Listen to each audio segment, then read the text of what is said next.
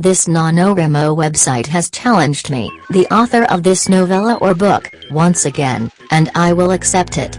The challenge is to have a character go on a rant about the good old days, and that seems pretty easy to me, because I know a heck ton about the old days due to this history that the school systems have taught me vigorously throughout the years with no relent for details such as people throwing away disco records that shouldn't have existed in the first place, because disco is horrible. So, there was this guy. He had the name of Chevy Klein. His name was not Chevy Chase or Calvin Klein. He was his own beast and he was living life through a new lens after discovering a mind-altering drug known as LSD. He liked that stuff and could not get enough of it. He would have it as often as he could afford it, because this guy was jobless. He had no money nor a home.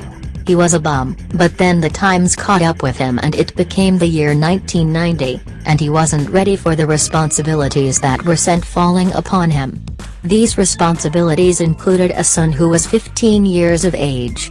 He found out that during his drug trip known as the 1970s, he knocked up a woman, leading to the birth of a boy that he did not attend out of a lack of knowledge of this kid's existence.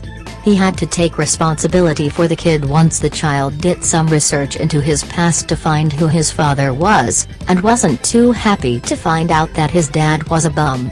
The mother was sick, so the kid had to find his biological father for reasons that included him ending up in an orphanage, which is kind of lame. Nobody wants to be in an orphanage. This kid has a name and that name is John, but he goes by the nickname of Johnny.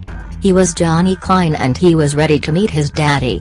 When Chevy found out about this kid he apparently had, he was very angry and pissed off, leading to some very loud words that must have been French, because he just yelled these expletives a lot. They all seemed to be around 4 letters long. Weird, but okay. They finally met and things started to be disastrous immediately. They started by throwing punches, but since both of them did left hooks that were winded up, neither blocked the right sides of their faces, leading to a comical knockout of both parties. Chevy woke up pissed after being passed out on his apartment floor and made some eggs that were scrambled with some American cheese in them. They were cheesy and scrambles. Johnny woke up to the smell of his favorite meal for breakfast. That made him very happy. These two ended up living with each other from 1990 to the fall of the Soviet Union. From the time where Chevy was not with his son, he missed that year a lot. He became obsessed with the year that happened at the beginning of the decade. One may say that he missed that point in the past. He obsessed over that point in time so much that he created a cardboard cutout of his son and only watched reruns of the news from the year 1990 every morning while only eating stale cereal from that year. He was depressed until his son came back.